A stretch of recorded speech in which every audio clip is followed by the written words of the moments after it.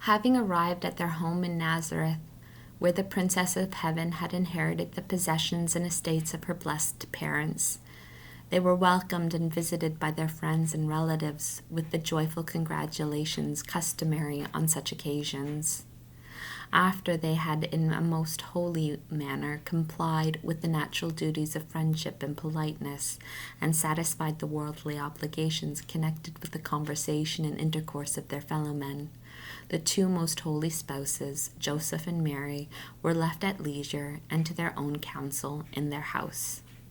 Custom had introduced the practice among the Hebrews that for the first few days of their married state, the husband and wife should enter upon a sort of study or trial of each other's habits and temperament, in order that afterwards they might be able to make reciprocal allowance in their conduct one toward the other. During this time, Saint Joseph said to his spouse Mary, "My spouse and lady, I give thanks to the Lord Most High God for the favor of having designed me as your husband, without my merits, though I judged myself unworthy even of thy company. But his majesty, who can raise up the lowly whenever he wishes, showed this mercy to me, and I desire and hope, relying on thy discretion and virtue, that thou help me to make a proper return in serving him with an upright heart. Hold me, therefore, as thy servant, and by the true love which I have for thee, I beg of thee to supply my deficiencies in the fulfillment of the domestic duties and of other things which, as a worthy husband, I should know how to perform. Tell me, lady, what is thy pleasure, in order that I may fulfill it." The heavenly spouse heard these words with a humble heart, and yet also with a serene earnestness, and she answered the saint, "My master, I am fortunate that the Most High, in order to place me in this state of life, has chosen thee for my husband, and that he has given me such evident manifestation of his will that I serve thee.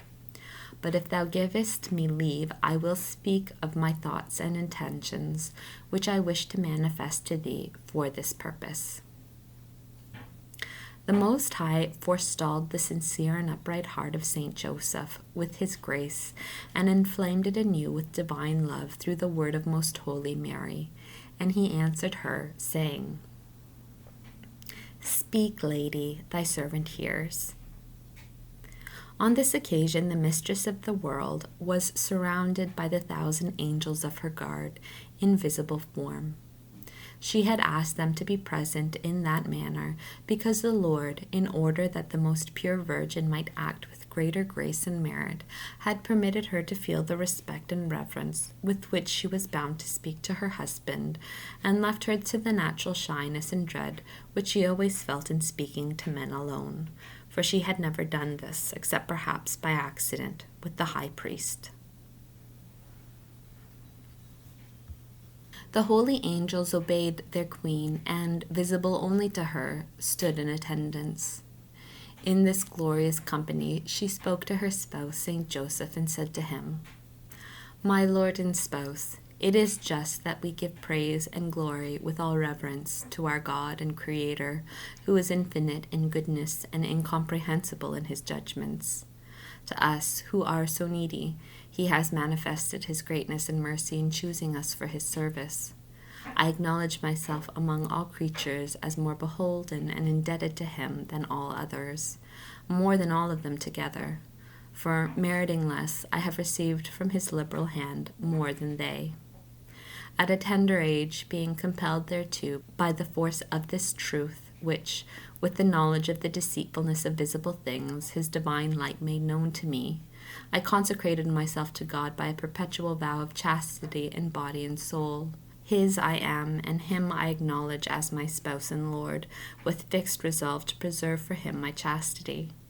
I beseech thee, my master, to help me in fulfilling this vow, while in all other things I will be thy servant, willing to work for the comfort of thy life as long as mine shall last. Yield my spouse to this resolve, and make a like resolve, in order that, offering ourselves as an acceptable sacrifice to our eternal God, he may receive us in the odor of sweetness, and bestow on us the eternal goods for which we hope.